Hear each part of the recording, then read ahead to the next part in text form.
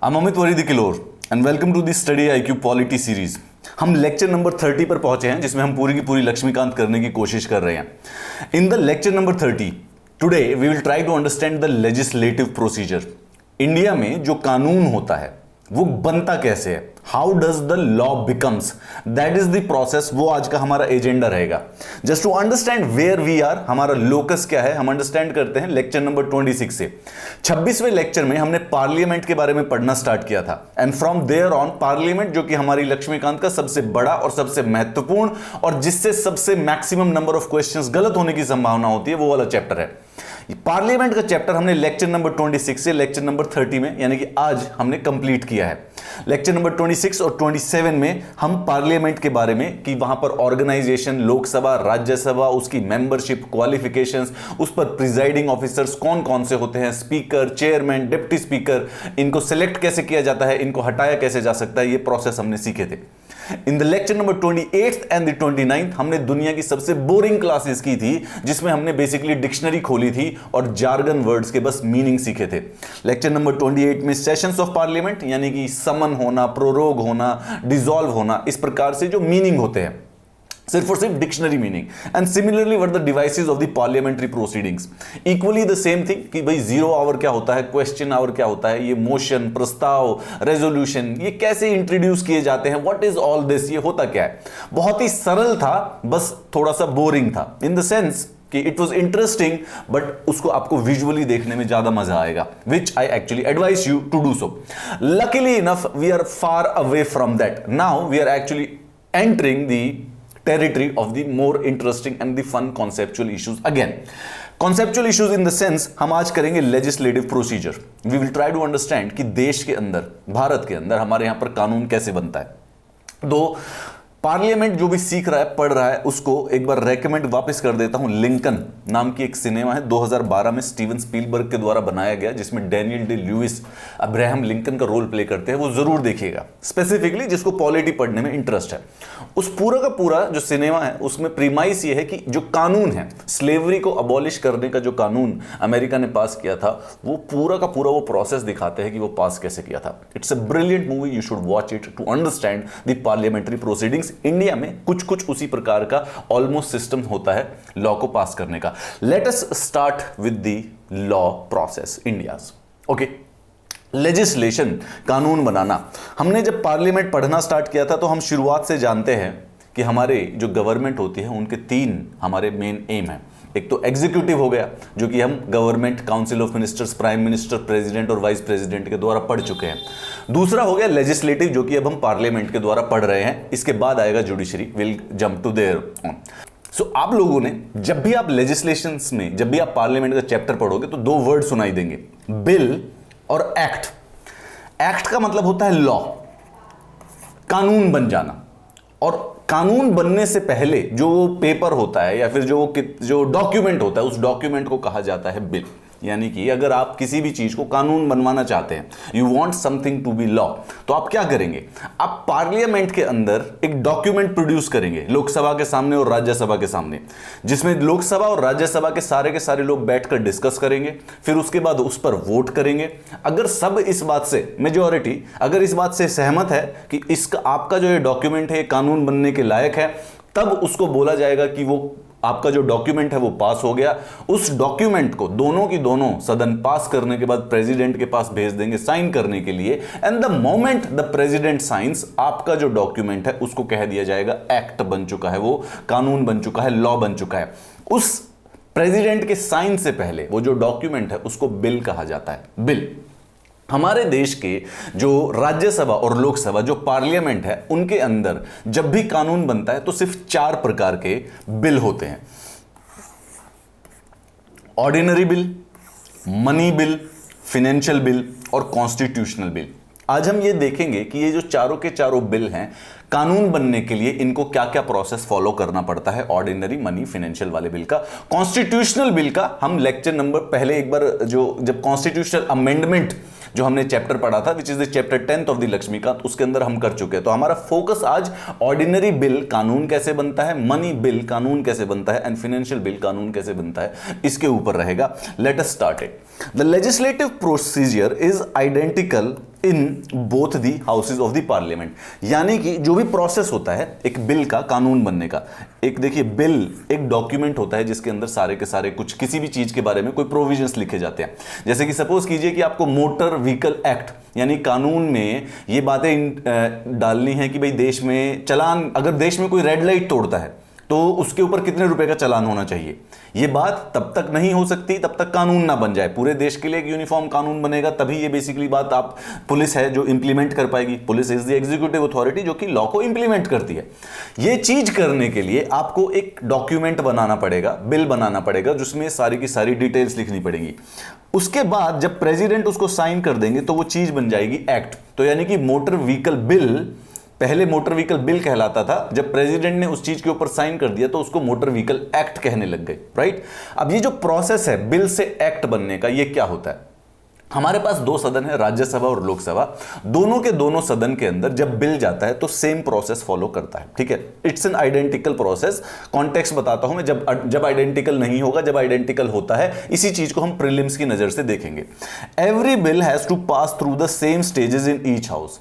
A bill is a proposal for legislation and it becomes an act or law when duly enacted। मतलब कि एक जो bill होता है, वो जो बिल जिस चीज को हम बार बार बिल कह रहे हैं, इट्स अ डॉक्यूमेंट, बेसिकली एक प्रपोजल है कि इस चीज को कानून बना दिया जाए। और जब तक वो दोनों हाउस पास करके प्रेसिडेंट उसके ऊपर साइन नहीं कर देंगे तब तक वो बेसिकली लॉ नहीं बन सकता। यानी कि आपके देश में जितने भी लॉ हैं वो सारे के सारे लॉ तब बनते हैं जब लोकसभा उन्हें पास करती है, राज्यसभा उन्हें पास करती है एंड फिर प्रेसिडेंट उसके ऊपर साइन कर देते हैं। ये तीन आपको प्रोसेस की जो स्टेप्स हैं ये तीनों के तीनों पता है।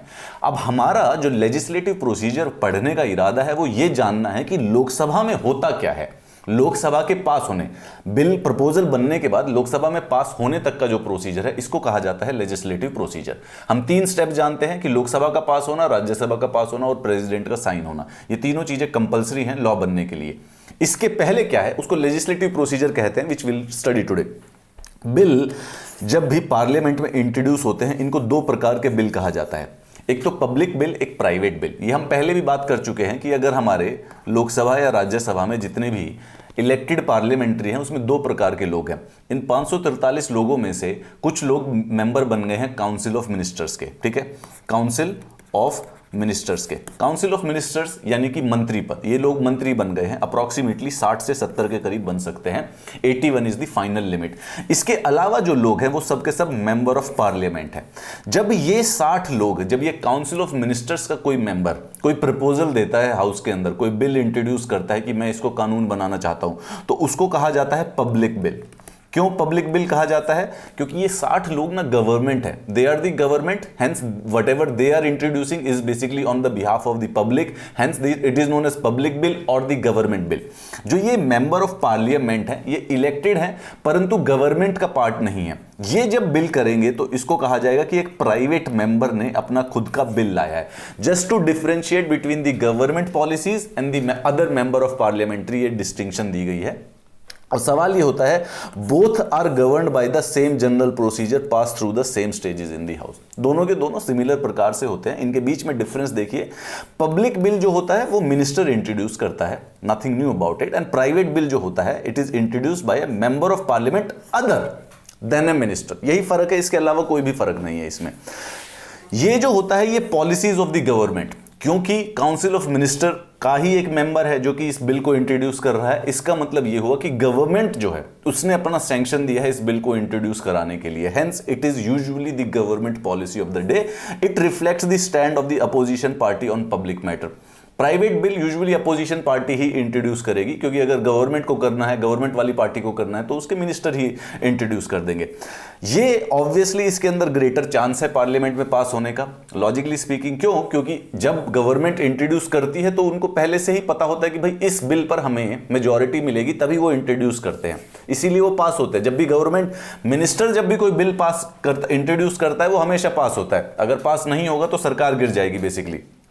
इट इज इसमें ऑब्वियसली जो प्राइवेट बिल होता है ये बहुत कम चांस होते हैं इनके पास होने के। It's rejection of the house amounts to expression of want of parliamentary confidence may lead to its resignation. यानी कि मंत्रियों के द्वारा कोई अगर बिल इंट्रोड्यूस किया है हाउस में और हाउस ने मेजॉरिटी वोट की और वो बिल हार गया, प्रपोजल हार गया, हाउस में मेजॉरिटी ने बोला कि नहीं ये बिल गलत है, तो बेसिकली इसका मतलब गवर्नमेंट को रिजाइन करना पड़ सकता है। इससे कोई फर्क नहीं पड़ता है, प्राइवेट मेंबर का हार जाए ना, एमपी को रिजाइन करना पड़ेगा, कोई प्रॉब्लम नहीं है। It's introduction in house requires 7 days notice. तो कोई भी नया कानून जब बनाना चाहते हैं, चाहे मोटर व्हीकल एक्ट हो गया, या फिर Jammu and Kashmir reorganisation bill हो गया, या फिर सिटीजनशिप अमेंडमेंट एक्ट बिल हो गए, या फिर हमारे जो फार्मर्स बिल्स हो गए, कृषि कानून जो हो गए, एग्रीकल्चर बिल्स जो हो गए, ये सब के सब जो बिल्स हैं, क्योंकि ये गवर्नमेंट मिनिस्टर्स ने इंट्रोड्यूस किए हैं, तो इनको इंट्रोड्यूस करने से पहले हाउस में 7 दिन का नोटिस दिया गया होगा। प्राइवेट वाले को 1 महीने का देना पड़ता है, सिर्फ प्रीलिम्स के लिए इंपॉर्टेंट है, नथिंग एल्स। ओके, कोई खास जरूरी नहीं है, प्राइवेट बिल की कोई खास इंपॉर्टेंस नहीं है इन जनरल दिनों में। आपको पूरे 5 साल में कोई इंट्रोड्यूस भी नहीं दिखेगा private bill. So this is just from the prelims perspective. It is drafted by the concern department in consultation with the law department. इसको प्राइवेट मेंबर अपना स्वयं खुद करके ड्राफ्ट करके लाता है अपने साथ, अपने पर्सनली खर्चे पे, अपनी टीम के साथ मिलकर। ठीक है, ये वाली बात होगी, दैट इज इट। इससे ज्यादा इसके अधिक इसमें कुछ जानने की जरूरत नहीं है। सवाल ये है कि जो पार्लियामेंट के अंदर ये प्रपोजल आते हैं कानून बनने के, ये टोटल 4 प्रकार के प्रपोजल आते हैं। ठीक है, एक तो सबसे पहले ordinary bill which are concerned with any matter other than the financial subject. ध्यान से सुनिए, टोटल ना कितने बिल हैं, उल्टा सीखते हैं पहले। सबसे पहले तो एक बिल होता है कॉन्स्टिट्यूशनल अमेंडमेंट बिल। ठीक है, कॉन्स्टिट्यूशन संविधान को अमेंड करने, संशोधन करना है, दैट इज 1 बिल। एक ये बिल हो गया, ठीक है, बस दिस इज इट। दूसरा, एक जो कि पैसे से संबंधित हो, मनी फाइनेंशियल मैटर से संबंधित हो, और एक दूसरा जो जिससे फाइनेंशियल मैटर से संबंधित हो। तो टोटल जो क्लासिफिकेशन है, ये 3 क्लासिफिकेशन है। यहां पर देखिए 3 क्लासिफिकेशंस के ऊपर आते हैं हम। सबसे पहले दिस इज इट। तो एक तो हो गया constitutional amendment bill, clear cut, ठीक है। दूसरे वाला हो गया मनी बिल। मनी से ज्यादा एक्चुअली में बेटर शब्द होगा कि ऐसा बिल जो कि पैसे से संबंधित हो, फिनेंसेस से संबंधित हो, फिनेंसेस, मनी, ऐसा कुछ हो। ठीक है। दूसरा अदर देन मनी, जिसमें पैसे से संबंधित ना हो। टोटल ये 3 बिल है। ठीक है, और यहां पर फाइनेंशियल बिल में 2 बिल आ गए, एक मनी बिल, एक फाइनेंशियल बिल, जो कि एक स्पेसिफिकली टेक्निकलिटी है हमारे कॉन्स्टिट्यूशन की, मनी और फाइनेंस में क्या फर्क होता है, राइट। इन दोनों को हम समझेंगे। तो टोटल हो गए 4 ऑर्डिनरी बिल। एक तो कॉन्स्टिट्यूशनल, उसमें क्लियर कट है कि संविधान को अमेंड करने के लिए वो बिल आगे बढ़ रहा है, ऐसा कानून इंट्रोड्यूस किया गया है which will change the constitution, done, complete. उसके बाद 2 ही प्रकार के, या तो पैसे से संबंधित या पैसे से नहीं संबंधित। पैसा मतलब सरकार का जो पैसा होता है उससे संबंधित या उससे नहीं संबंधित, टैक्स, एक्सपेंडिचर, रेवेन्यू, इनसे संबंधित, या फिर उससे नहीं। अगर नहीं है तो वो ऑर्डिनरी बिल हो जाएगा। ठीक है, और अगर पैसे से संबंधित होगा तो फिर 2 प्रकार से हो सकता है, एक तो मनी बिल हो सकता है और एक फाइनेंशियल बिल हो सकता है, जिनके बीच का जो टेक्निकल डिफरेंस है वो हम आज देख लेंगे। ठीक है, अब सबसे पहले कॉन्स्टिट्यूशनल अमेंडमेंट बिल में कंफ्यूजन मत होइएगा। कॉन्स्टिट्यूशनल अमेंडमेंट बिल से संबंधित जो पूरा का पूरा चैप्टर है हम पहले लेक्चर में कर चुके हैं। हमारा फोकस रहेगा सिर्फ इन 3 के ऊपर। And to be more precise, legislative procedure जो होता है वो दिन ब दिन ऑर्डिनरी बिल्स के कॉन्टेक्स्ट में ही पढ़ा जाता है। ठीक है, ऑर्डिनरी बिल्स, नाम ऑर्डिनरी है, लॉ ऑर्डिनरी नहीं होते हैं। ठीक है, लॉ एक्स्ट्रा ऑर्डिनरी भी हो सकते हैं, दुनिया भी बदल जाती है उन लॉ से। तो ऑर्डिनरी बिल सिर्फ कहने का मतलब है कि इन तीनों के अलावा जो बिल होता है उसको ऑर्डिनरी बिल कहा जाता है। So first is ordinary, second is money which is a technical definition. हमारे आर्टिकल 110 के अंदर कॉन्स्टिट्यूशन में एक लिस्ट दी हुई है, उस टॉपिक से संबंधित कोई बिल है तो उसको मनी बिल कह देंगे। And then the financial bill, उन टॉपिक से अलग कोई बिल होता है तो उसको फाइनेंशियल बिल कहा जाता है। And then the constitutional amendment. Let's try to understand कि जो ये ऑर्डिनरी बिल होता है ये पास कैसे किया जाता है, विच follows a very very simple तरीका। एक बड़ा सिंपल सा सिस्टम इनका काम करता है बिल को, एंड दिस इज इट। और पूरी क्लास खत्म हो जाएगी ये अगर स्लाइड खत्म हो जाती है तो। देखियो, बिल यानी कि प्रपोजल है, एक मिनिस्टर ने बनाया, डॉक्यूमेंट बना लिया, उसको सबसे पहले जब पार्लियामेंट में इंट्रोड्यूस करते हैं हमारे जो स्पीकर हैं, तभी हमने उनके बारे में पढ़ा था, उनकी परमिशन से फर्स्ट रीडिंग, एक बार रीडिंग करते हैं, विच इज टेक्निकली, नाम से फर्स्ट रीडिंग का ये मतलब नहीं है कि सब बैठ के पढ़ रहे हैं। जो मिनिस्टर इंट्रोड्यूस करेगा वो बेसिकली सपोज कीजिए अपना डॉक्यूमेंट लेगा और उसका टाइटल और उसका पर्पस पढ़ देगा, इस चीज को फर्स्ट रीडिंग कहा जाता है। सिंपल, इससे ज्यादा कुछ नहीं है। उसके बाद आगे बढ़ते हैं, सेकेंड रीडिंग। अच्छा, ये पूरा का पूरा डिटेल्ड सिस्टम है, ये रीडिंग की बजाय ये और भी ज्यादा डिटेल्ड एनालिसिस है। ठीक है, सेकंड रीडिंग का मतलब है कि जो डॉक्यूमेंट या जो बिल, अब बिल ही बोलते हैं उसको, डॉक्यूमेंट से कंफ्यूज ना हो जाए, जो बिल कोई भी मिनिस्टर इंट्रोड्यूस किया है, इस बिल को जनरल डिस्कशन करती है सारी की सारी लोकसभा राज्यसभा बैठ के, एक कमेटी को दे दिया जाता है, कमेटी उसको बारे में डिस्कशन करती है पूरा का पूरा, उसके हर एक क्लॉज को समझने की कोशिश करती है कि आखिर इस बिल में क्या लिखा गया है। और फिर कंसिडरेशन, हमने पिछले कुछ 2-3 लेक्चर्स में पढ़ा है ना कि वोटिंग होती है, एक एक क्लॉज पे वोटिंग होती है, फिर उसको क्लोजर कर देते हैं। पहले मोशन होता है सब्सटेंटिव मोशन, फिर डिस्कस होता है उस टॉपिक के बारे में, फिर उसके बाद उस मोशन को खत्म कर देते हैं, क्लोजर मोशन। वो जो होता है वो कंसिडरेशन का पार्ट होता है। काफी लंबा है, 6-6 2-2 3-3 महीने भी चल सकता है जरूरत पड़ने पर, but it takes like 1 to 2 3 4 5 10 days, कितना भी समय लग सकता है इसके अंदर। ये जब पूरा का पूरा बेसिकली ओरिजिनल जो लेजिस्लेटिव प्रोसीजर है वो सेकंड रीडिंग ही है, ठीक है, उससे पहले तो बात की तो फॉर्मेलिटी है। थर्ड रीडिंग, अब सब डिस्कशन होने के बाद थर्ड रीडिंग का सिर्फ और सिर्फ ये मतलब होता है कि बैठकर वोट कर रहे होते हैं वो उस बिल के ऊपर। ये थर्ड रीडिंग होगी तो वोटिंग है, इट्स मोर लाइक वोटिंग, कि भाई सब डिस्कशन हो गया, चलिए आज हम इस कानून के बारे में how many ayes and how many noes ये पूछ लेते हैं। तो ज्यादा लोगों ने हाँ बोल दिया तो फिर बेसिकली वो बिल हो जाता है पास। And the moment that bill is passed in one house, किसी भी हाउस का प्रोसेस है, दूसरे वाले हाउस के अंदर सेम टू सेम प्रोसीजर फिर दोबारा से फॉलो किया जाता है। फिर दोबारा से दूसरा हाउस फर्स्ट रीडिंग में उसके टाइटल को बता दिया जाएगा, फिर सेकंड रीडिंग में उसको डिटेल डिस्कशन करेंगे। दूसरा हाउस भी अपनी एक कमेटी बैठा सकता है उस बिल के ऊपर डिस्कशन के लिए, and then the second house will again consider. और फिर उसी प्रकार से जो हमने पहले प्रोसीजर सीखे हैं कि मोशन क्लोजर मोशन किस प्रकार से होता है, बिगिन कैसी होती है डिस्कशन, उन सबको फॉलो करके दूसरा हाउस भी पूरा का पूरा सेम प्रोसेस फॉलो करता है यहां से लेकर यहां तक का, और उसके बाद बिल को कर देता है पास। ये दोनों पास कर देते हैं, फिर प्रेसिडेंट के पास बिल चला जाता है एंड प्रेसिडेंट बेसिकली इसको ऐसे बहुत ही अच्छी तरह से उसके ऊपर साइन कर देते हैं। साइन का मतलब प्रेसिडेंट का कि एसेंट ऑफ द बिल हो गया, बिल एसेंट हो गया तो मतलब बिल एक्चुअली में कानून बन चुका है। फर्स्ट रीडिंग, ठीक है, क्या कहते हैं, N ordinary bill can be introduced in either house of parliament, किसी भी हाउस में। अब ये याद रखते जाइए, कुछ बिल है जो कि सिर्फ लोकसभा में इंट्रोड्यूस होते हैं, ओके, प्रीलिम्स की नजर हमारी रहेगी हमेशा। Such a bill can be introduced either by a minister or any other member, ठीक है, यानी कि ऑर्डिनरी बिल एक ऐसा बिल है जो कि ऑर्डिनरी है, बिल्कुल किसी भी हाउस में कर दो, लोकसभा में इंट्रोड्यूस कर दो, राज्यसभा में कर दो, कोई भी मिनिस्टर कर सकता है, कोई भी प्राइवेट मिनिस्टर कर सकता है, nothing special about it. Member जो कि इंट्रोड्यूस करना चाहता है ask for the leave of the house, अर्थात परमिशन ऑफ द हाउस, पूछेंगे। परमिशन ऑफ द हाउस का मतलब स्पीकर की परमिशन होती है, ये नहीं है कि पूरे हाउस से पूछना पड़ रहा है, स्पीकर से पूछा जाएगा। Speaker will be like introduce when the house grants leave to introduce the bill, the mover of the bill introduces it by reading its title and objectives. बस ये हो गया फर्स्ट रीडिंग। भाई स्पीकर ने बोलिए कि चलिए ठीक है, आप एक नया प्रपोजल इंट्रोड्यूस कर रहे हैं, करिए आप। राजनाथ सिंह जी को परमिशन दे दी, डिफेंस का एक नया बिल इंट्रोड्यूस करना था, तो ओम बिरला जी लोकसभा के स्पीकर हैं, राजनाथ सिंह जी वहाँ के क्या नाम है काउंसिल ऑफ मिनिस्टर के कैबिनेट मिनिस्टर्स हैं, वहाँ पर बैठे हैं। उन्होंने पूछा मैं एक डिफेंस पर एक बिल इंट्रोड्यूस करना चाहता हूँ। ओम बिरला जी बोलेंगे कि चलिए कीजिए, आप एक बिल इंट्रोड्यूस कर दीजिए। लीव ऑफ द हाउस मिल गई राजनाथ सिंह जी को।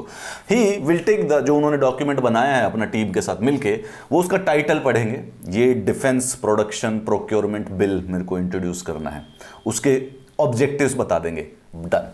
ये हो गया फर्स्ट रीडिंग, डन हो गया। इसके बाद later no discussion on the bill takes place, कोई डिस्कशन नहीं करेगा, सबको बस पता चल गया कि ऐसा नया बिल आ रहा है। The bill is published in the gazette of the India.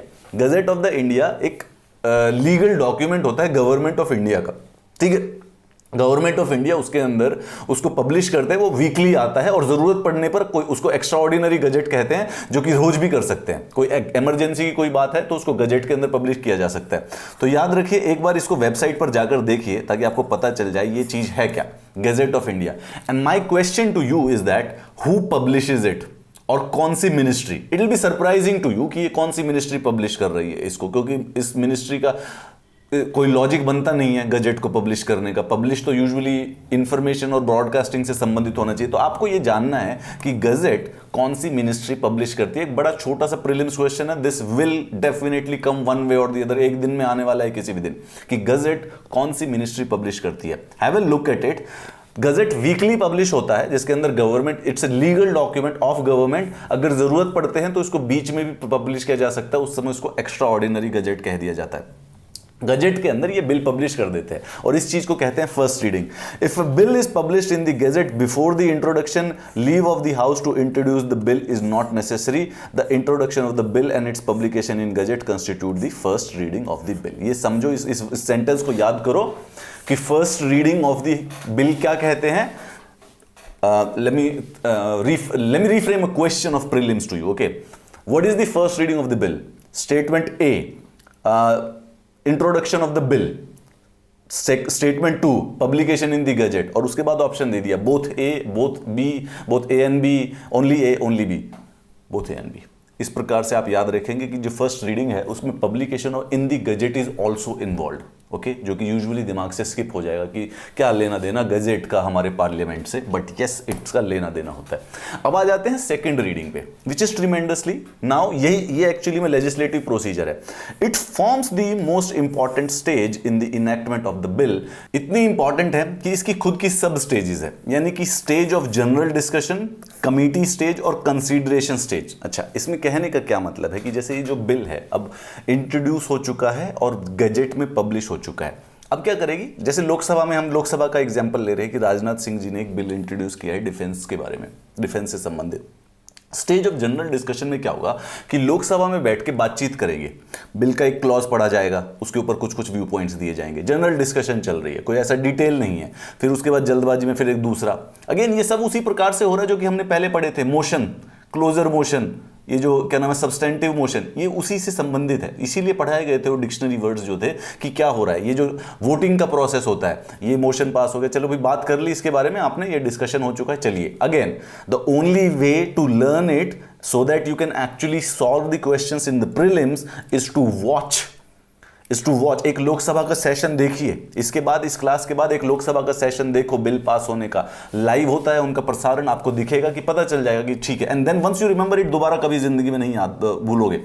दूसरा फिर कमिटी स्टेज।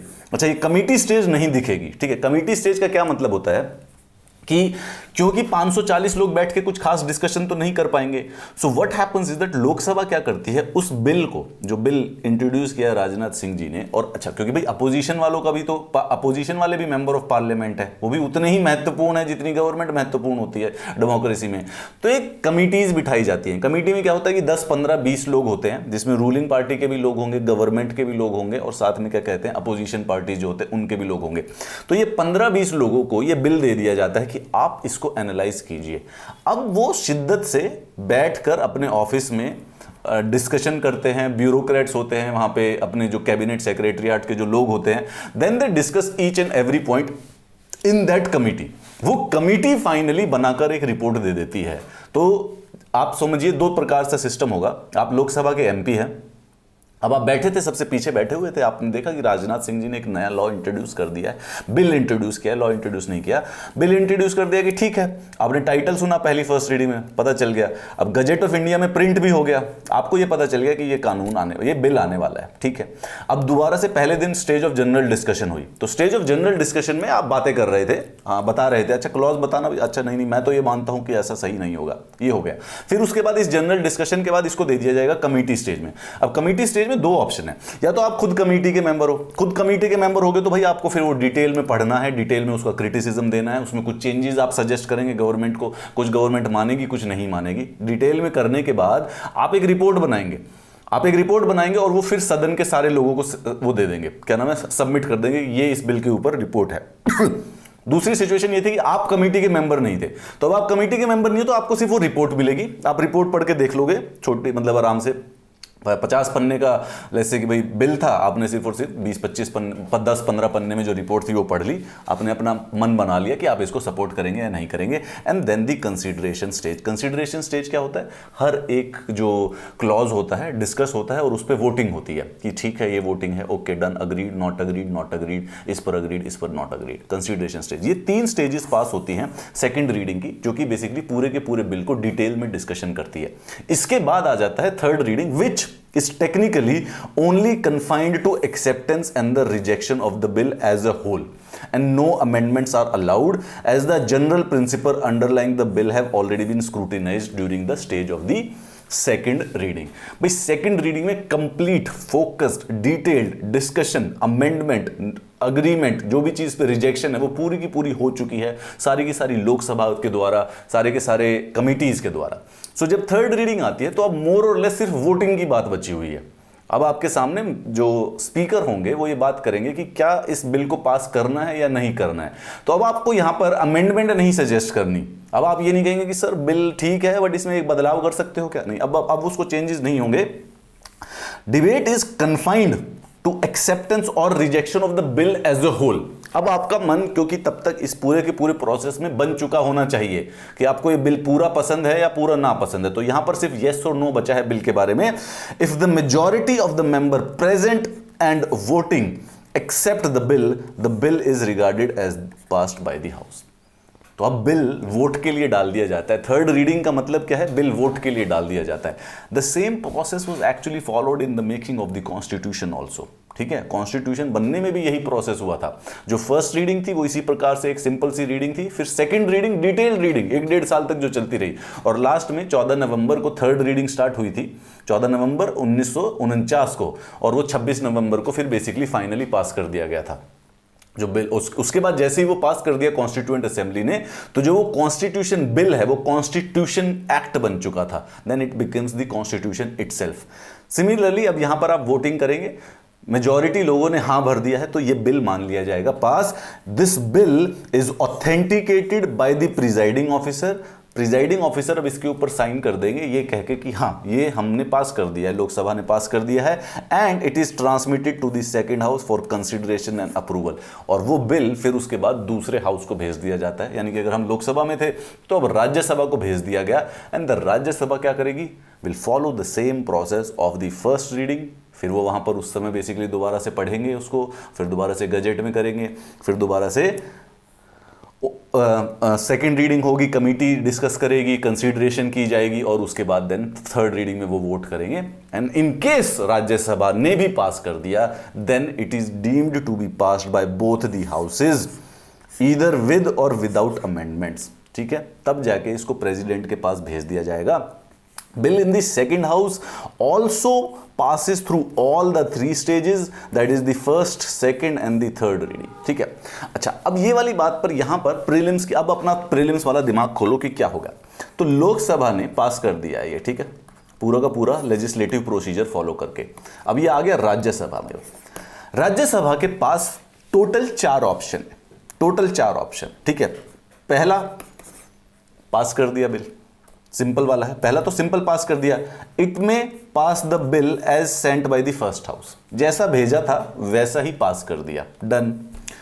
ये हो गया तो मतलब बिल पास हो गया, अब प्रेसिडेंट साइन कर देंगे, कानून बन गया। सिंपल बात है, कोई कॉम्प्लेक्स नहीं है, कोई बिल्कुल कॉन्फ्यूजन नहीं। दूसरा क्या, it may pass the bill with amendments and return it to the first house for reconsideration.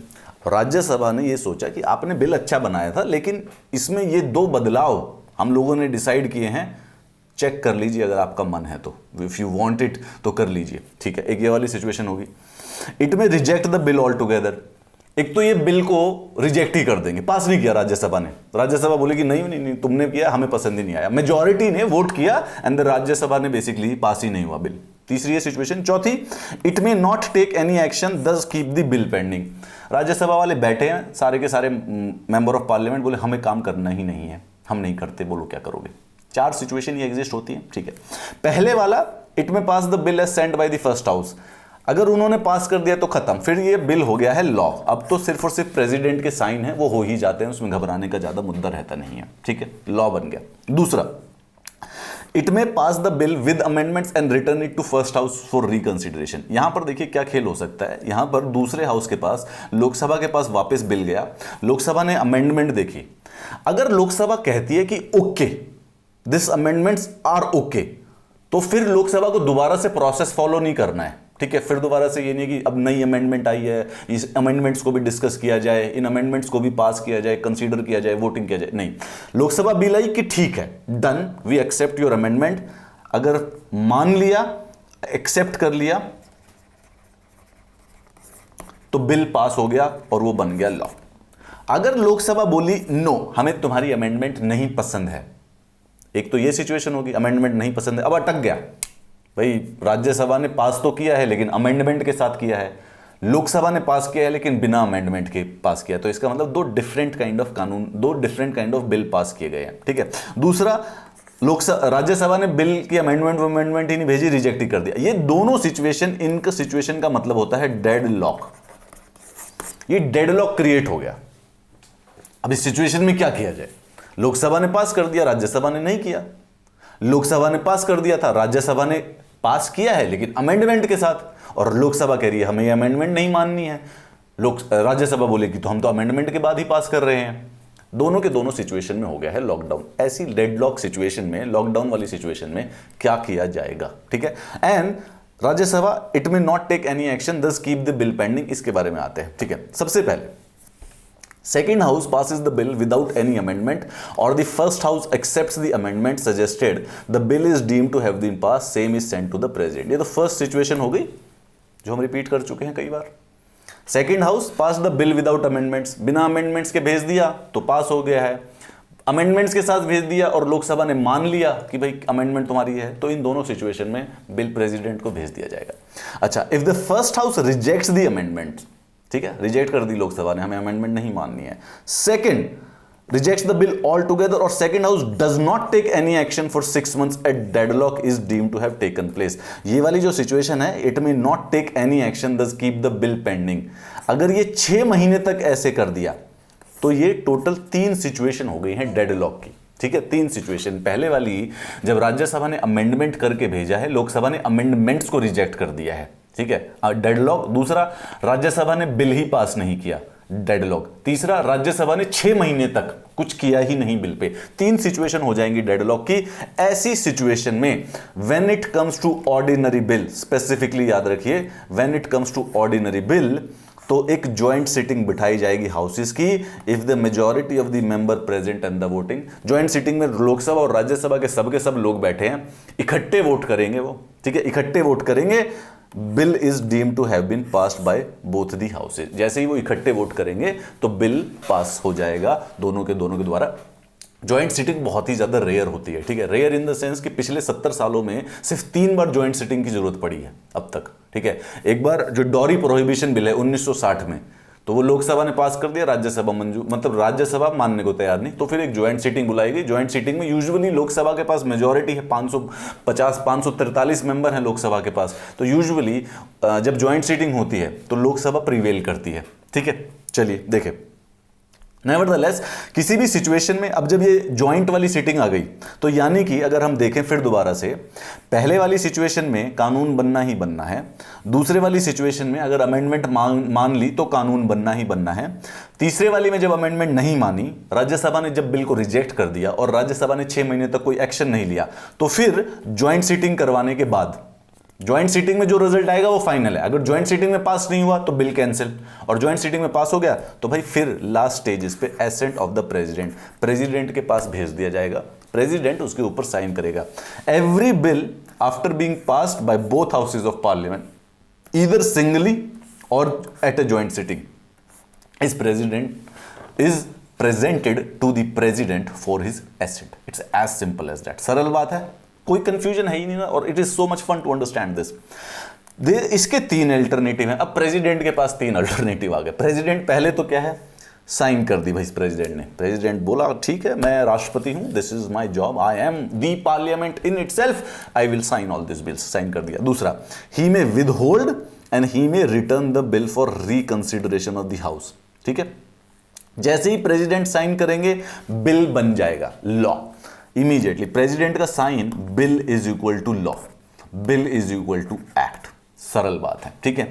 एक तीसरे वाली सिचुएशन में जब वो रिकंसिडरेशन के लिए भेज सकते हैं बिल को, जरूरत पड़ने पर वो रिकंसिडरेशन के लिए भेजेंगे। दोबारा से अगर लोकसभा और राज्यसभा ने पास कर दिया उस बिल को, देन अब कंपलसरी है, now he will have to sign it, he will have to give an assent। दोबारा में ये नीचे वाला ऑप्शन ही खत्म हो जाएगा। दोबारा में सिर्फ और सिर्फ he may give, only one option बचेगा, he may नहीं, he have to give assent to the bill। एक बार रिकंसीडर होने के बाद जो बिल आया है, if the president withhold his assent it ends and does not become an act। If a president returns the bill for reconsideration, it is passed by both houses again with और without amendment. इस बात से कोई फर्क नहीं पड़ता है कि प्रेसिडेंट ने रिकंसिडरेशन के लिए भेजा है तो उन्होंने अमेंडमेंट कर दी, तो अब प्रेसिडेंट को ये नया बिल मिला है क्या? नहीं, अमेंडमेंट की इसका मतलब नहीं है कि नया बिल हो गया फिर से रिकंसिडर करो, नहीं, बिना अमेंडमेंट के भेज दिया तो भी कोई नहीं है। प्रेसिडेंट को बेसिकली उसके बाद असेंट देना ही पड़ेगा, must give his assent to the bill, यानी कि प्रेसिडेंट एंजॉय ओनली है सस्पेंसिव वीटो। एक पल के लिए बिल को सस्पेंड तो कर सकते हैं लेकिन ऐसा नहीं है कि उसको कंप्लीटली ही छोड़ दें, और जरूरत पड़ने पर ही में विद होल्ड हिज असेंट। बैठ जाए प्रेसिडेंट जी, बोले नहीं साइन कर रहा मैं, तो क्या करोगे? इन जनरली प्रेसिडेंट ऐसी हरकतें नहीं करते हैं, राष्ट्रपति जो भी कोई बिल आता है वो उनके ऊपर साइन करते ही करते हैं। ये सिचुएशन है and this is how basically India में लॉ बनता है। It's so tremendously easy. किसी भी हाउस में ऑर्डिनरी बिल को कोई भी इंट्रोड्यूस कर सकता है, चाहे वो मिनिस्टर हो चाहे वो प्राइवेट मेंबर हो। Private member is so rare तो उसको छोड़ दो, जस्ट वो प्रीलिम्स के लिए याद करना है। मिनिस्टर, जो मिनिस्टर्स होते हैं, जो मंत्री होते हैं, वही बेसिकली बिल को इंट्रोड्यूस करते हैं, ठीक है। कानून उनको ही बनाना होता है, वही गवर्नमेंट है। गवर्नमेंट अपनी पॉलिसी एक प्लान करती है, एक विजन होती है गवर्नमेंट की, देश को ऐसे चलाना है। उस विजन को सच लाने के लिए वो कानून बनाते हैं। सो ओनली मिनिस्टर्स, यूजुअली जब भी आप देखेंगे लोकसभा या राज्यसभा में जो बिल इंट्रोड्यूस हो रहा है वो मिनिस्टर्स के द्वारा किया जाता है। मिनिस्टर्स फर्स्ट रीडिंग, कहने का मतलब है कि वो उस दिन हाउस में अनाउंस कर देते हैं कि this is the bill I want to introduce, और उसके बाद उसको गजट में प्रिंट करा देते हैं। गजट में प्रिंट करा दिया, ये हो गया फर्स्ट रीडिंग का। अब सेकंड रीडिंग है डिटेल्ड। इसमें थोड़ा सा जो दूसरे अपोजिशन वाले मेंबर्स हैं उनका भी थोड़ा पार्टिसिपेशन है। डिस्कशन होता है पहले दिन, जनरल डिस्कशन है, छोटा सा बिल के बारे में समझने के लिए कि क्या बिल है। फिर उसके बाद वो एक कमेटी को दे दिया जाता है, लोकसभा की कमेटी को, क्योंकि लोकसभा में इंट्रोड्यूस हुआ तो लोकसभा की कमेटी को दे दिया गया। उस कमेटी के अंदर हर एक प्रकार के जो एमपी हैं वो सबके सब हैं, अपोजिशन वाले भी हैं, रूलिंग वाले भी हैं। They discuss it point two point, clause two clause, जितनी डिटेल डिस्कशन हो सकती है टीम के साथ मिलकर वो डिस्कशन करते हैं। जब वो डिस्कशन कंप्लीट हो जाती है तो ये कमेटी एक रिपोर्ट प्रोड्यूस कर देती है हाउस के लिए। हाउस के लिए मतलब कि सारे के सारे मेंबर ऑफ पार्लियामेंट उस रिपोर्ट को पढ़ सकते हैं। एंड देन उस बिल को क्लॉज बाय क्लॉज कंसीडर किया जाता है। Okay, clause by clause consider करने का मतलब है कि पहला क्लॉज हाउस स्पीकर बोल देगा ये क्लॉज है भाई, बताओ कुछ, किसको क्या बोलना है, किसको क्या कहना है। फिर उसके बाद उसका क्लोजर मोशन होता है कि बताओ हाँ या ना, चले आगे चले, इस प्रकार से चलते चलते वो पूरा कंसीडर। जब ये पूरा का पूरा प्रोसेस खत्म हो जाता है फाइनली, देन एक थर्ड रीडिंग होती है। थर्ड रीडिंग का ये मतलब होता है कि स्पीकर ये बोलता है कि भाई इस बिल को मैं रख रहा हूं आप सबके सामने, आप अग्री करते हैं या नहीं करते हैं, यस और no, shall we pass it और shall we not pass it. अगर मेजॉरिटी ने बोल दिया हाँ, तो जो स्पीकर होगा लोकसभा का, उस साइन करेगा, उसको ऑथेंटिकेट करेगा कि ये बिल हमारे लोकसभा ने पास कर दिया, and then they send it to the Rajya Sabha. They start with the same procedure. वहां पर फिर से फर्स्ट रीडिंग होती है, फिर से सेकंड रीडिंग। अच्छा, अब ये बात ध्यान रखिए कि जो मिनिस्टर है, मिनिस्टर तो वहां पर भी इंट्रोड्यूस कर सकता है। राज्यसभा से स्टार्ट करोगे तो लोकसभा में दोबारा से प्रोसेस फॉलो होगा, लेकिन अभी इसी डायरेक्शन में चलते हैं। अब राज्यसभा फिर टू फिर सेम काम करेगी। दूसरे हाउस के पास अगेन टोटल 4 सिचुएशन एग्जिस्ट कर रही हैं।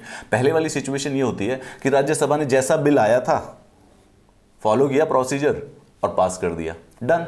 ये दोनों सिचुएशन सिंपल है, जनरली यही होती हैं, ज्यादा कंफ्यूजन नहीं होता है। इन जनरल यही सिचुएशन होगी और वो दोनों के दोनों हाउस जैसे ही पास कर देते हैं, प्रेसिडेंट के पास बिल जाता है, प्रेसिडेंट साइन कर देते हैं, it becomes an act, it becomes N law. दूसरी एक सिचुएशन, कभी कभी ऐसा रेयर भी हो जाता है, यहां पर लोकसभा में रूलिंग पार्टी मेजॉरिटी में है, राज्यसभा में अपोजिशन पार्टी मेजॉरिटी में है, तो राज्यसभा बेसिकली उसको रिजेक्ट कर देती है, उस ऐसे वाले बिल को। अगर रिजेक्ट कर दिया या फिर कोई अमेंडमेंट सजेस्ट किए, और पहले वाला सिस्टम काउंट करते हैं कि जिसमें अमेंडमेंट सजेस्ट किए, राज्यसभा ने पास तो कर दिया लेकिन कुछ अमेंडमेंट भी दिए, बोले कि बिल अच्छा है ये बदल दीजिए 2 पॉइंट, तो लोकसभा देखेगी दोनों पॉइंट, बोले ठीक है डन, यस कर दिया, यस कर दिया तो बिल पास। अब लोकसभा को नया कुछ नहीं करना पड़ेगा, लेकिन लोकसभा बोलेगी कि नहीं यार ये बिल, ये अमेंडमेंट तो हमें पसंद नहीं है। अब यहां पर हो गया डेडलॉक, इन्होंने पास किया है अमेंडमेंट के द्वारा, इन्होंने पास किया बिना अमेंडमेंट के, अब दोनों की बन नहीं रही है। दूसरा, राज्यसभा बोली कि मेरे को पास ही नहीं करना है, तुम्हारा बिल तुमने किया है, we don't do it, majority ने मना कर दिया, फिर हो गया डेडलॉक। और तीसरे वाला, राज्यसभा ले गए, बिल आया पास और 6 महीने हो गए कुछ करके नहीं दे रहे उसके ऊपर। ये 3 प्रकार के डेडलॉक हो जाते हैं। जैसे ही ये 3 प्रकार के डेडलॉक होंगे, president can summon a joint sitting of the parliament. उस ज्वाइंट सिटिंग में नॉर्मल वोटिंग होगी और नॉर्मल मेजॉरिटी की जो जिस प्रकार से प्रेजेंट एंड वोटिंग में जो मेजॉरिटी आएगी, सिंपल मेजॉरिटी यानी 50% +1, जैसे ही उसके बारे में वोट करेंगे वो येस और नो का फैसला हो जाएगा and that bill would be considered passed by both the houses and it will be sent to the president and that is it.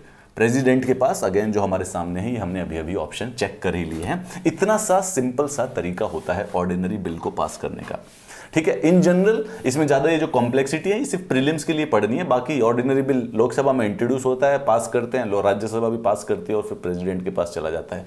90% बिलों का यही खेल है। अब ऑर्डिनरी बिल के बाद हमने सुना था मनी बिल क्या होता है, मनी बिल। अब कंफ्यूज ना होने के लिए सिंपल बात सुनिए। देखिए, हमारे अपने फ़ोन में एक ऐप रखिए, उस ऐप में कॉन्स्टिट्यूशन की कोई ऐप डाउनलोड कीजिए और इमीडिएटली आर्टिकल नंबर 110 को खोलिए। अभी आर्टिकल 110 110 ये मनी बिल का आर्टिकल है। इस आर्टिकल से संबंधित कोई टॉपिक किसी बिल में हो तो उसको मनी बिल कहा जाएगा। ये है, दिस इज मनी बिल। इससे ज़्यादा कॉम्प्लेक्स मत करो, ठीक है। What is a money bill? Money bill is that bill जो कि आर्टिकल 110 के अंदर मेंशन्ड टॉपिक्स के बारे में होता है। देखिए, article 110 of the constitution deals with the definition of the money bills. A bill is deemed to be a money bill if it contains only provisions dealing with all और any of the following matters. तो एक किसी भी bill को money bill सिर्फ और सिर्फ तब ही बनाया जा सकता है, it can only B considered a money bill if ये जो पॉइंट है इनमें से या तो सारे के सारे या कोई भी एक पॉइंट उस बिल के अंदर हो, उसको मनी बिल कह दिया जाएगा। Imposition, abolition, remission, alteration, regulation of any tax. तो किसी भी टैक्स को लगाना, ऑल्टर करना, अबॉलिश करने का ऐसा कोई प्रावधान किसी बिल में है तो that would be considered a money bill. Regulation और borrowing of money by the union government, ये याद करनी है। क्यों याद करनी है? प्रीलिम्स में पूछा नहीं है इतना डीप जाके, पर UPSC is running out of polity questions and each and every year either they jump to a very complex conceptual idea और they jump deep into the polity, constitution के अंदर घुस जाते हैं। तो ये बात अब आपको, आपकी जिम्मेवारी है कि आप याद करें कि 110 में मनी बिल होने के लिए कौन कौन सी चीजें दी हुई हैं।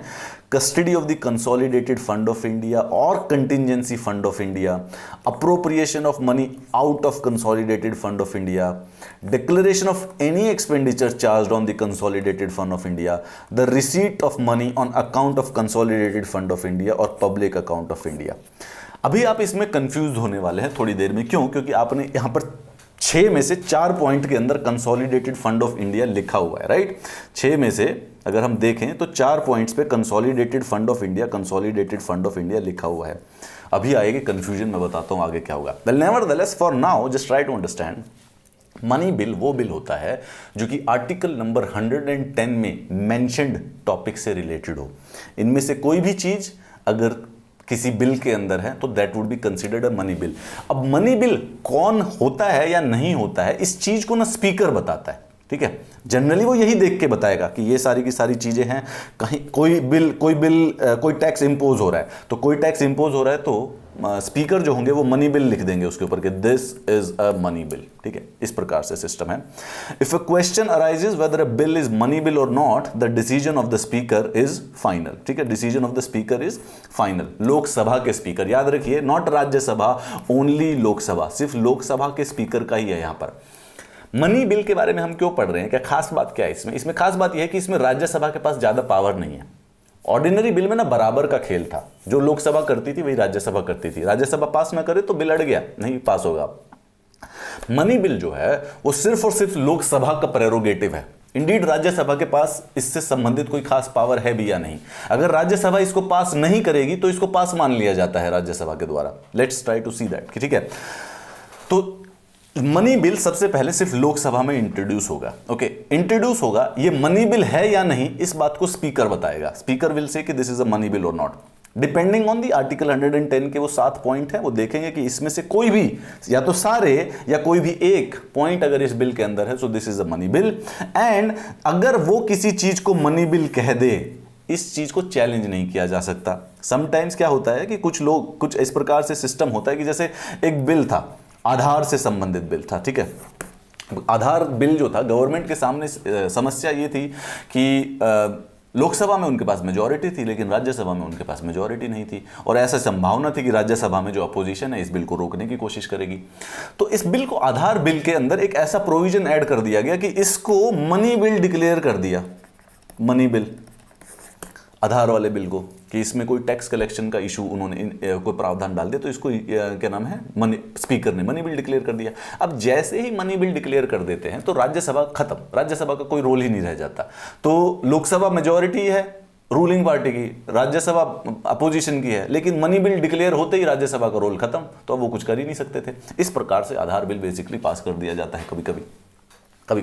अब when a money bill is transmitted to Rajya Sabha for recommendation and presented to the president, speaker endorses it as a money bill.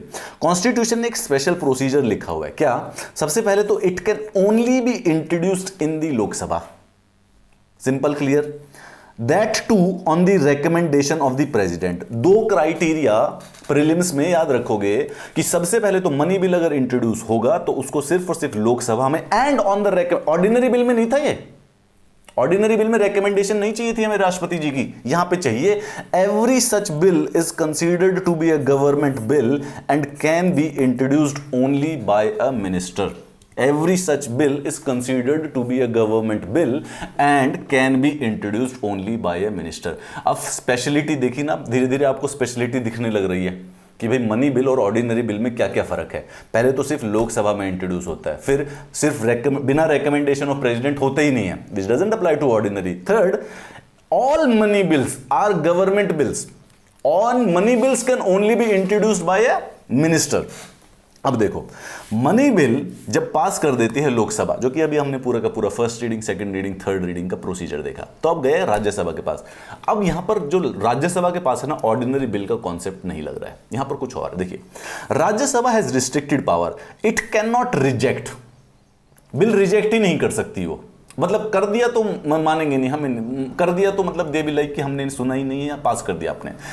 और अमेंड अ बिल, अमेंड भी नहीं कर सकते, कोई अमेंडमेंट भी नहीं भेज सकते हैं वो, they can not send even amendment. It can only make recommendation, लिख के बस सलाह लिख सकते कि यार ऐसा कुछ बदलाव ला सकते हो क्या आप। वैसे तो बिल तो आपने जैसे भेजा हमने वैसे ही पास कर दिया, but we figured if you might add this it would be very great, ऐसा बस रेकमेंड करेंगे। It must return the bill to Lok Sabha within 14 days whether with और विदाउट रिकमेंडेशन। तो ऑर्डिनरी बिल में जो नीचे की जो 3 डेडलॉक की सिचुएशन थी, वो तीनों की तीनों हटा दी गई हैं यहाँ पे मनी बिल से। वहां पर ऐसा था कि लोकसभा से बिल जब राज्यसभा गया तो वो 6 महीने तक कुछ नहीं करते तो डेडलॉक होता था। यहां पे मनी बिल जब राज्यसभा के पास जाएगा तो 14 दिन के अंदर अंदर आपको बिल वापस भेजना है। अगर आपने नहीं भेजा तो हम मान लेंगे कि पास कर दिया, खुद ही मान लेंगे, वो वाली बात है कि मान लेंगे कि पास कर दिया, फोन नहीं किया तो दोस्ती टूट गई, ऐसी सिस्टम हो जाएगा यहाँ पे। इट कैन नॉट रिजेक्ट और अमेंड अ मनी बिल, ना राज्यसभा के पास गया, ना वो रिजेक्ट कर सकती है ना वो अमेंड कर सकती है, वो सिर्फ पास कर सकते हैं। बस रिकमेंडेशन, ये बस इतना ही है, सलाह ले सकती है राज्यसभा, सिर्फ सलाह दे सकती है मनी बिल के ऊपर, बियॉन्ड दैट इनका कोई लेना देना नहीं है। लोकसभा कैन ईदर एक्सेप्ट और reject all of the recommendation, अगर रिकमेंडेशन लिखी है, सलाह लिखी है, लोकसभा चाहे तो मान लेगी, नहीं मानेगी तो भी मतलब कोई फर्क ही नहीं पड़ता है। लोकसभा ने एक्सेप्ट कर दिया recommendation, bill is deem to pass. Lok Sabha does not accept any recommendation, bill is then deem to have pass by both the houses.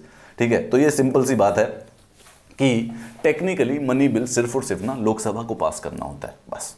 इसमें आपको प्रीलिम्स की नज़र से ये देखना है कि क्या क्या होता है। लोकसभा ने पास कर दिया, राज्यसभा के पास 14 दिन का समय, ओनली 14 के बाद नहीं। अगर 14 दिन तक राज्यसभा ने कुछ नहीं किया तो बिल कंसीडर्ड पास्ड। अगर राज्यसभा ने रिजेक्ट कर दिया, कर ही नहीं सकते, bill is considered to be passed. Amend कर ही नहीं सकते, bill is considered to be passed. Recommendation भेज सकते हैं, बस थोड़ी सी सलाह ले सकते हैं। अगर वो सलाह लोकसभा के पास वापस आई, पढ़ी उन्होंने, उनको पसंद नहीं, बोलो छोड़ो इसको, पास। उनको लगा कि ठीक है ले लो इसको पास, अच्छा सलाह दिया इस बार यार, रख लो इसको, तो भी pass. In every situation money bill is completely prerogative of the Lok Sabha, Rajya Sabha has no role to play into it. ठीक है, Rajya Sabha does not return the bill within 14 days, bill is deemed to have been passed by both the houses. That Lok Sabha has more powers than Rajya Sabha with regard to a money bill, इसमें तो कोई शक की बात रही नहीं है। On the other hand, both the houses have equal powers, ordinary bill में बराबर है। अगर लोकसभा से पास हुआ और राज्यसभा से रिजेक्ट हुआ है तो बिल फंस गया, फिर तो अब डेडलॉक हो चुका है। लाओ दो हाउसेज बुलाओ, फिर दोबारा से ज्वाइंट सिटिंग बिठाओ। When a money bill is presented to the president.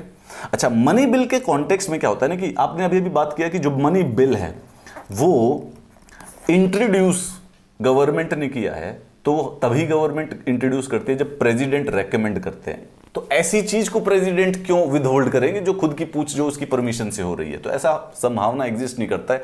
It's kind of बस legal, it's not even a loophole, it's just a circle which exist which is non usable. तो जब president होते हैं he may either give his assent to bill और withhold his assent to bill, but can not return the bill for the reconsideration. देखिए money bill में लोकसभा की कितनी ज्यादा पावर दी गई है, इसमें प्रेसिडेंट भी रिकंसिडरेशन के लिए नहीं भेज सकता, प्रेसिडेंट भी सिर्फ ऑर्डिनरी बिल को भेज सकता है। Try to understand. अच्छा, प्रेसिडेंट के पास दो पावर दे रखे हैं, या तो प्रेसिडेंट बिल के साथ तीन चीजें करता है, साइन करता है या एसेंट को विदहोल्ड कर लेता है या फिर रिकंसिडरेशन के लिए भेज देता है। मनी बिल आया तो ये रिकंसिडरेशन का ऑप्शन ही नहीं है, विदहोल्ड इज एसेंट है और एसेंट वाला है। अब विदहोल्ड इज एसेंट छोड़ रखा है, लीगली विदहोल्ड इज एसेंट है। क्वेश्चन अगर प्रीलिम्स में पूछा जाए तो सोचना कि president can withhold his assent for the money bill, legally ऐसा एग्जिस्ट करता है। Okay, this is a prelims trick. Okay, लेकिन प्रैक्टिकली स्पीकिंग जो लॉ उसकी ही परमिशन से इंट्रोड्यूस किया गया था उसको वो क्यों एसेंट करने से रोकेगा? तो सारे मनी बिल हमेशा प्रेसिडेंट साइन करते ही करते हैं, कोई चांस नहीं होता है। Normally the president give his assent because it was introduced in the parliament with his prior permission. Simple बात है। अब आ जाते हैं मनी बिल से एक जो थर्ड टाइप का, राइट। उसके बाद चौथा तो कॉन्स्टिट्यूशनल बिल है which we know to amend the constitution, जिसका एक अलग से प्रोसीजर दे रखा है हमारे आर्टिकल नंबर डिफरेंट 368 के अंदर, राइट। अब हम स्पेसिफिकली जो थर्ड वर्जन आ गया फाइनेंशियल बिल। अच्छा, फाइनेंशियल बिल में कैटेगरी को समझने के लिए समझिए कि money bill is a financial bill, ठीक है। फाइनेंशियल बिल तीन टाइप के होते हैं, number 1 money bill, number 2 financial bill 1, number 2 financial bill 3, ठीक है। तो money bill is just one special kind of financial bill. भाई फाइनेंसेस यानी रेवेन्यू और एक्सपेंडिचर, अब रेवेन्यू एक्सपेंडिचर होता तो मनी से ही है, पैसे से ही होता है। तो ये क्लासिफिकेशन को समझने की कोशिश करो, क्या सिस्टम बड़ा कंफ्यूजिंग सा है, परंतु देखोगे तो इतना भी नहीं है। हम सबसे पहले पढ़ते हैं ऑर्डिनरी बिल के बारे में। ऑर्डिनरी बिल वो होता है जो कि पैसे से संबंधित नहीं होता है और संविधान के संशोधन से संबंधित नहीं होता है, मतलब सारे बिल ऑर्डिनरी बिल हैं। इसके अलावा एक संविधान से संशोधित है, उसको डायरेक्ट होता है, कॉन्स्टिट्यूशन से अमेंड कर रहा है, दैट इज इट। अब इसके अलावा एक और बिल है मनी से रिलेटेड। तो सबसे पहले वो जो मनी से रिलेटेड हैं यानी फिनेंसिस से रिलेटेड, रेवेन्यू और एक्सपेंडिचर से रिलेटेड, इसमें तीन प्रकार के बिल आते हैं, दो प्रकार के आते हैं, सॉरी। नंबर 1 मनी और number 3 financial. Financial itself is divided into financial 1 and financial 2, ठीक है। क्या क्या फर्क है इसमें? मनी बिल वो बिल होता है जिसके अंदर आर्टिकल नंबर 110 वाले टॉपिक हो, ठीक है। और फाइनेंशियल बिल वो होते हैं जिसके अंदर आर्टिकल नंबर 117 वाले टॉपिक हो। 117 provision 1 clause 1 financial bill 2, 117 clause 3 financial bill 2। क्या फर्क क्या है इसके अंदर, ये देखो। देखो अगर यहां पर देखोगे तो इसमें सबसे पहले फर्क भी यही निकलेगा। देखिए इसके अंदर अगर हम फर्क देखेंगे क्या होगा कि money bill is kind of a financial bill, यानी every money bill is the financial bill, however every financial bill is not a money bill. Money bill का सिंपल क्राइटेरिया 110 में जो लिखा हुआ है वही होना चाहिए, या तो सब उसमें इंक्लूडेड है, एक भी टॉपिक इंक्लूडेड है तो मनी बिल हो जाएगा। दूसरा फाइनेंशियल बिल 1 कौन सा होता है? मनी बिल वाले topic plus consolidated fund of India से रिलेटेड और टॉपिक, इसमें प्लस मनी बिल से रिलेटेड इशू होते हैं। मनी बिल के तो होंगे ही होंगे और भी इश्यूज संबंधित है तो उसको financial bill. And financial bill 2 वो होता है जिसमें मनी बिल से रिलेटेड कोई इशू ना हो और उसके अलावा सारे issue, no issues related to the article number 110, anything else, money article 110 के अलावा कोई भी फाइनेंशियल इश्यूज हैं तो वो फाइनेंशियल बिल 2। आर्टिकल 110 के अलावा और कुछ और भी इश्यूज है, वो फाइनेंशियल बिल 1। आइए इसको देखते हैं, कंफ्यूजन होने की संभावना नहीं है। Financial bills are those bills that deals with fiscal matters, that is revenue और एक्सपेंडिचर, ठीक है। लेकिन कॉन्स्टिट्यूशन स्पेसिफिकली इस बिल को एक टेक्निकल फॉर्म में यूज करता है। पहले तो क्या, 3 काइंड के होते हैं, money bill article number 110, financial bill 1 article number 117 clause 1 and financial bill 2 article number 117 clause number 3। तो ये दोनों आर्टिकल्स के बारे में आप एक बार याद रखेंगे, 117(1) एंड 117(3), ठीक है। ये 2 आर्टिकल हैं जो कि हमारे 2 प्रकार के फाइनेंशियल बिल्स के बारे में बात करते हैं। 110 मनी बिल के बारे में बात करता है और 117 फाइनेंशियल बिल्स 1 और फाइनेंशियल बिल्स 2 के बारे में बात करता है, ठीक है। Classifications imply that the money bills are simply a species of financial bill, ठीक है। मनी बिल एक प्रकार का फाइनेंशियल बिल ही होता है। उस स्टेटमेंट को इस प्रकार से बोलेंगे, every money bill is a financial bill whereas every financial bill is not a money bill। Simple statement है, ठीक है। They are also certified by the Speaker of Lok Sabha as money bills. The financial bill 1 and 2 on the other hand have been dealt with the Article 17। तो ये जो है certification कौन ले रहे हैं, स्पीकर ऑफ द लोक सभा। अब स्पेसिफिकली यहां पर जो प्रीलिम्स में क्वेश्चन पूछा जाएगा ना, वो ये पूछा जाएगा कि आखिर ये दोनों फाइनेंशियल बिल का डिफरेंस क्या होता है मनी बिल से, what exactly is the difference, that is the key here, right. चलिए उसको देख लेते हैं। यहां पर इस सेंटेंस को फिर से याद करो, only those financial bills are money bills which contain exclusively those matters which are mentioned in article 110 of the constitution। article 110 के जो मैटर्स हैं वो जिस भी बिल में है उसको मनी बिल रजिस्टर कर दिया जाएगा, ऑथेंटिकेट कर दिया जाएगा स्पीकर के द्वारा। Now let us see what is financial bill 1। क्या होता है ये, that contains not only any or all the matters mentioned in article 110 but also others matter of general legislation, यानी कि प्लस मनी बिल।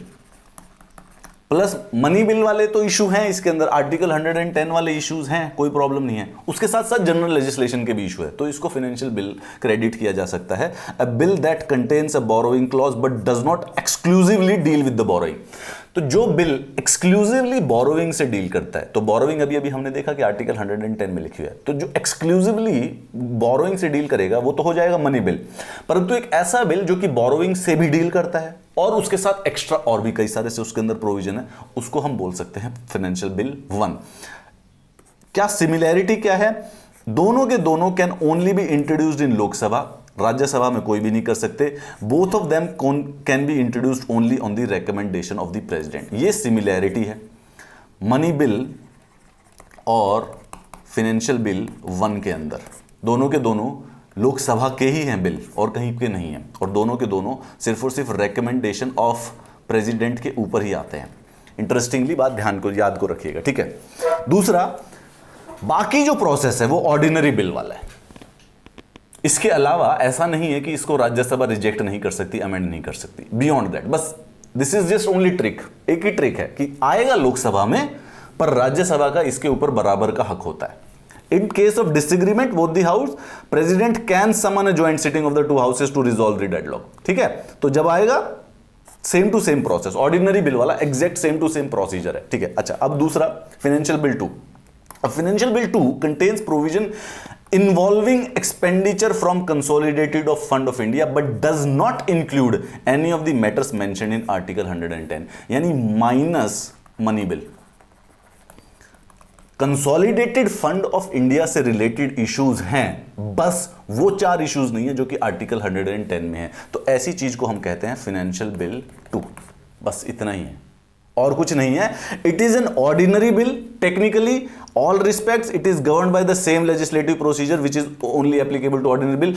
बस इसमें एक ही स्पेशल फीचर है कि it can not be passed by the either house of the parliament unless the president has recommended to that house the consideration of the bill. कहने का क्या मतलब है, आप जब बिल को पास करने का प्रोसेस देख रहे थे तो फर्स्ट रीडिंग होती है और सेकंड रीडिंग होती है। सेकंड रीडिंग 3 सब उसमें सब उसके अंदर सब रीडिंग्स के अंदर डिवाइडेड है। पहली जनरल डिस्कशन, दूसरा कमिटी और तीसरा कंसीडरेशन। तो जो ये कंसीडरेशन का प्रोसेस है, ये जब तक प्रेसिडेंट रेकमेंड नहीं करेंगे फाइनेंशियल बिल 2 के बारे में तब तक अलाउड नहीं होता है। यही स्पेशलिटी है, only special feature, it can not be passed by either house of the parliament unless the president has recommended to that house for the consideration of the bill. Hence financial bill 2 can be introduced in either house of parliament, recommendation of the president is not necessary for its introduction. Now this is tremendously stupid system whichever they have developed, and why they have developed is no logic behind it. क्यों? क्योंकि ये बड़ा confuse करने के लिए, जब इसका और कोई काम नहीं है, बस हम लोगों को कंफ्यूज करना है। एक है मनी बिल, ये है इनका सबसे स्पेशल बिल, ठीक है। 110 आर्टिकल में जो भी चीजें लिखी गई हैं, 7 चीजें लिखी गई हैं, वो सारी की सारी या उसमें से कोई भी एक अगर किसी बिल के अंदर आती है तो उसको कह सकते हैं हम मनी बिल, ठीक है। मनी बिल कह देंगे, स्पेशलिटी है, लोकसभा में ही इंट्रोड्यूस होगा, प्रेसिडेंट की रिकमेंडेशन पर इंट्रोड्यूस होगा, Rajya Sabha has no powers at all as far as the money bill is concern, except वो रिकमेंडेशन दे सकते हैं, और वो भी लोकसभा के ऊपर है, माने ना माने, ठीक है, nothing to on it. More importantly president भी इसको रिकंसीडर नहीं करवा सकता है, प्रेसिडेंट को भी बस इस पर बेसिकली साइन ही करने होते हैं, क्योंकि उनकी रिकमेंडेशन से आते होते तो साइन करते हैं। तो मनी बिल तो बन गया भाई एक्सक्लूसिवली लोकसभा का प्रेरोगेटिव, ठीक है। इसके बाद आता है फाइनेंशियल बिल 1। इसमें स्पेशलिटी है क्या, होता ये लोकसभा में इंट्रोड्यूस है, आता ये भी प्रेसिडेंट की रिकमेंडेशन से है, इसके अलावा जो प्रोसेस है वो सारा का सारा बस फिर आ जाएगा ऑर्डिनरी वाला, फिर सब ऑर्डिनरी बिल बन रहे, फिर उसके बाद कोई खास चीज नहीं है, राज्यसभा चाहे तो कैंसिल कर दे, नहीं कर दे। इसके बाद है financial bill 2। Financial bill 2 is a ordinary bill, इसके अंदर कोई खास बात नहीं है, इसके अंदर सिर्फ एक स्पेशल खास बात है कि इसको कंसीडर जब किया जाता है, वो सेकंड रीडिंग का जो कंसीडरेशन का पार्ट है वो तभी किया जाता है जब प्रेसिडेंट रेकमेंड करते हैं। प्रेसिडेंट की रिकमेंडेशन के बिना आप इसको कंसीडर नहीं कर सकते हैं लोकसभा या राज्यसभा के अंदर, चाहे लोकसभा में इंट्रोड्यूस कर दो चाहे राज्यसभा, पूरा ऑर्डिनरी बिल है कंप्लीट। सिर्फ एक स्पेशल बात है, कंसीडरेशन, वो जो सेकंड रीडिंग की जो लास्ट स्टेज है उसको प्रेसिडेंट की परमिशन चाहिए। इंट्रोड्यूस बिना प्रेसिडेंट के कर सकते हैं आप बिल को कर दो इंट्रोड्यूस हाउस में, फर्स्ट रीडिंग करवा लो, सेकंड रीडिंग करा लो, कमिटी से डिस्कस करा लो, कोई इशू नहीं है। But while considering that house president will first recommend, पहले प्रेसिडेंट बताएंगे कि चलिए आप कर लीजिए कंसीडर, तब उसके पास, बस ये स्पेशल बात है। अच्छा, मनी बिल क्या है, वो है जिसके अंदर सिर्फ और सिर्फ 110 के जो प्रोविजंस है वो। फाइनेंशियल बिल क्या है, 110 के कोई हैं और उसके साथ साथ जनरल लेजिस्लेशन के भी हैं। और फाइनेंशियल बिल 2 क्या है, कंसोलिडेटेड फंड ऑफ इंडिया से रिलेटेड जो भी चीज 110 में नहीं है, बाकी सारी की सारी फाइनेंशियल बिल 2 होती है। दैट इज इट, इतना ही है। ये है हमारे टोटल, हमने 2 प्रकार के बिल देखे हैं, फाइनेंशियल बिल और मनी बिल जो पास होते हैं। तो मनी बिल हमने ऑर्डिनरी प्रोसेस देख लिया है, राइट, कंप्लीट कैसे होता है। उसके बाद मनी बिल का सबसे ज्यादा स्पेशल प्रोविजंस है मनी बिल का, ठीक है। उसके बाद हमने फाइनेंशियल बिल के दोनों प्रोसेस टेक्निकली ऑर्डिनरी बिल की तरह है कंप्लीटली, लेकिन फाइनेंशियल बिल 1 में एक खासियत है कि उसको सिर्फ लोकसभा में प्रेसिडेंट की रिकमेंडेशन पर ही इंट्रोड्यूस कर सकते हैं, बाकी सिस्टम ऑर्डिनरी बिल का फॉलो करेगा। फाइनेंशियल बिल 2 तो है ही ordinary bill, complete ordinary bill है, कहीं भी करो, लोकसभा करो, राज्यसभा करो, कोई समस्या नहीं है। बस एक स्पेशल बात दे रखी है इसके अंदर कि ये जो कंसीडर किया जाता है इसको, वो सिर्फ और सिर्फ प्रेसिडेंट की रिकमेंडेशन पर किया जाता है। ये जितने भी बिल हैं ये सब सिंपल मेजॉरिटी पर पास हो रहे हैं, सब के सब, सारे के सारे। इसमें से सिर्फ और सिर्फ एक बिल है जो कि कॉन्स्टिट्यूशनल अमेंडमेंट बिल है, जिसमें स्पेशल मेजॉरिटी की आवश्यकता पड़ती है। बाकी ये सारे के सारे बिल दिन रात ऐसे ही कानून हमारे देश के अंदर बनते रहते हैं। That is it. अब एक बार एक छोटी सी चीज और देख लो जाते जाते, ज्वाइंट सिटिंग क्या होती है। Joint sitting is an extraordinary machinery provided by the constitution to resolve a deadlock. जब भी सिचुएशन डेडलॉक की बन जाती है, जो कि अभी हमने डिस्कस किया है, क्या क्या सिचुएशन, कौन कौन सी सिचुएशन है।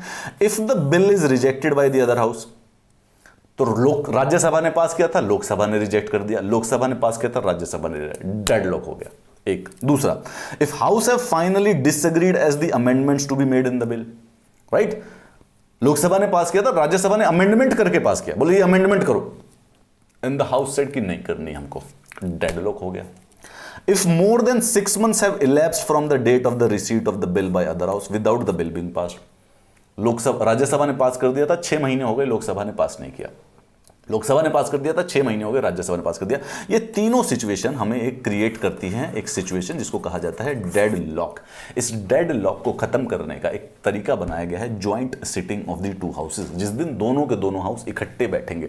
अच्छा, कमाल की बात देखिए कि मनी बिल में ये हो नहीं सकता है, मनी बिल के अंदर कैसे बैठेंगे भाई? मनी बिल में तो ज्वाइंट सिटिंग हो ही नहीं सकती, मनी बिल में तो राज्यसभा कुछ भी करती रहे, फर्क ही नहीं पड़ता। तो यहां पर अब आप प्रीलिम्स के क्वेश्चन को देखिए कि वो कैसे फ्रेम कर सकते हैं। मनी बिल में ज्वाइंट सिटिंग नहीं होती, उसी प्रकार से कॉन्स्टिट्यूशनल अमेंडमेंट एक्ट के अंदर भी ज्वाइंट सिटिंग नहीं हो सकती है। तो ये जो है ये सिर्फ और सिर्फ ऑर्डिनरी बिल और फाइनेंशियल बिल्स के लिए होती है। पहली बात तो यहां पर आ गई। चलिए, इन अबाउट 3 सिचुएशन, जब भी ये डेडलॉक होगा, president can summon both the houses to meet in a joint sitting for deliberating and voting on the bill. अब इट मस्ट बी नोटेड कि ये सिर्फ और सिर्फ ऑर्डिनरी और फाइनेंशियल बिल के ऊपर एक्ट होता है, मनी बिल और कॉन्स्टिट्यूशनल अमेंडमेंट बिल के ऊपर ज्वाइंट सिटिंग नहीं हो सकती है। तो अगर आपने कभी सुना कि ज्वाइंट सिटिंग हो रही है तो आपको पहले से ही पता है कि या तो फाइनेंशियल बिल होगा या फिर बेसिकली ऑर्डिनरी बिल होगा, मनी बिल और कॉन्स्टिट्यूशनल अमेंडमेंट पे तो नहीं हो रही है। तीसरा, in case of money bill, Lok Sabha has overriding power, while a constitutional amendment bill must be passed by each house separately. अगर constitutional amendment bill ब्लॉक हो जाता है तो फिर वो ब्लॉक हो जाता है, फिर वो खत्म है। उसको मतलब अगर एक ने पास कर दिया, दूसरे ने पास कर दिया, तो इट का मतलब it will not get pass, it has to be passed by both the houses separately. ये इंपॉर्टेंट क्राइटेरिया याद रखो। मनी बिल सिर्फ लोकसभा को पास करना है, राज्यसभा करे ना करे। ऑर्डिनरी बिल दोनों हाउस में से अगर डेडलॉक हो गया तो ज्वाइंट सीटिंग से पास करवा लेंगे, फाइनेंशियल बिल ज्वाइंट सीटिंग से। कॉन्स्टिट्यूशनल बिल की एक इंपॉर्टेंट फीचर है, it has to be passed by both the houses separately. ठीक है। In reckoning the period no account can be taken of the period. चलिए ठीक है, जो 6 महीने का समय है वो सेशन का समय होता है। अगर प्रोरोग हो रखा हो, एडजन हो रखा तो उसको काउंट नहीं करेंगे, नथिंग दैट। अब देखिए, if the bill has already lapsed due to the dissolution of the Lok Sabha, no joint sitting can be summoned. ठीक है, अगर बिल लैप्स हो गया है तो फिर ज्वाइंट सिटिंग नहीं होगी, but the joint sitting can be held if the Lok Sabha is dissolved after the president has notified his intention to summon a sitting. मतलब ये कहने का क्या मतलब है कि बिल था, लॉकडाउन हो गया था, लोकसभा ने पास किया था, राज्यसभा ने पास नहीं किया था। ठीक है, अब प्रेसिडेंट ने समन कर दिया, बोला कि ज्वाइंट सिटिंग होगी। प्रेसिडेंट के कहने के बाद लोकसभा डिसॉल्व होगी तो कोई प्रॉब्लम नहीं है, आने पर अब ज्वाइंट सिटिंग होगी। ठीक है, क्योंकि प्रेसिडेंट पहले से बोल चुके हैं। अगर प्रेसिडेंट ने बोला नहीं है और लोकसभा डिसॉल्व होगी तो फिर वो बिल लैप्स हो गया, कोई जरूरत नहीं है बिल की। ठीक है, after the president notifies his intention to summon a joint sitting, none of the houses can proceed further with the bill. अब खत्म, वहीं पे पॉज हो जाएगा, अब जॉइंट सिटिंग पर ही बात होगी। ये सिंपल सी बात है, प्रेसिडेंट ने बोल दिया जॉइंट सिटिंग, अब तुम डिस्कशन बंद करो, हो गया तुम्हारा जितनी डिस्कस करना चाहते थे। यहां अच्छा, ये प्रीलिम्स का क्वेश्चन है, this will come one day और द अदर, तो इसको ध्यान से सुनो। देखो, जब भी जॉइंट सिटिंग होती है तो सबसे पहले उसको प्रिसाइड कर दिया स्पीकर ऑफ द हाउस। ठीक है, speaker of the house, speaker of the Lok Sabha. और ज्वाइंट सिटिंग ना लोकसभा के रूल से चलती है, राज्यसभा के रूल से नहीं चलती है। फर्स्ट ऑफ ऑल, मतलब कि लोकसभा को इसमें प्राइमेसी है सारी की सारी ज्वाइंट सिटिंग में। तो ज्वाइंट सिटिंग में यूजुअली लोकसभा जीतती है। कैसे? सबसे पहले तो लोकसभा और राज्यसभा की ज्वाइंट सिटिंग पर स्पीकर प्रिसाइड करता है, पहली बात। दूसरा, अगर स्पीकर नहीं है तो deputy speaker of Lok Sabha preside करेगा। द ट्रिक इज दैट कि अगर deputy speaker of Lok Sabha available नहीं है तो deputy chairman of Rajya Sabha preside करते हैं तब, instead of the chairman of the Rajya Sabha, which is very weird. This is tricky, understand this.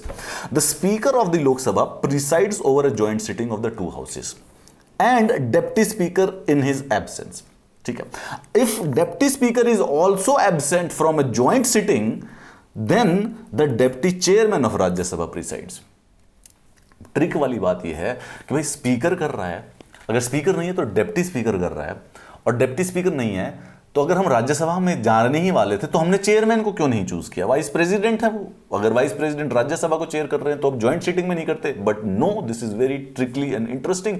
क्यों? क्योंकि इन चारों में से स्पीकर और डेप्टी स्पीकर, चेयरमैन और डेप्टी चेयरमैन, इन सब में से सिर्फ यही है जो कि हाउस के मेंबर नहीं होते। Only vice president is not. Speaker भी हाउस का मेंबर होता है और डेप्टी स्पीकर भी हाउस का मेंबर होता है, डेप्टी चेयरमैन भी हाउस के मेंबर होते हैं। ये हम प्रिजाइडिंग ऑफिसर्स में पढ़ चुके हैं।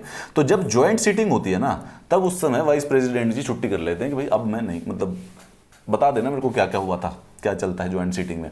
तो this is a very very interesting fact which UPSC will one day और the other is gonna put you into frame. ठीक है, क्योंकि कोई लॉजिक नहीं बनता इस चीज का। If he is also absent, such other person may be determined by the members present. Joint sitting presides over the meeting. अगर ये तीनों गायब हैं तो भी वाइस प्रेसिडेंट को नहीं बुलाएंगे, फिर ये खुद चुन लेंगे। ज्वाइंट सिटिंग है, दे विल चूज कि भाई किसको प्रिसाइड करना है। It is clear that the chairman of Rajya Sabha does not preside over a joint sitting as he is not a member of either houses of the parliament. Lok Sabha जहां पर आ जाती है ना, तो वहां पर बहुत ज्यादा जरूरी होता है कि जो प्रतिनिधि है जो सिलेक्ट होकर इलेक्ट होकर आया हाउस का ही मेंबर है, उसी को ज्यादा प्राइमेसी दी जाती है when it comes to Lok Sabha.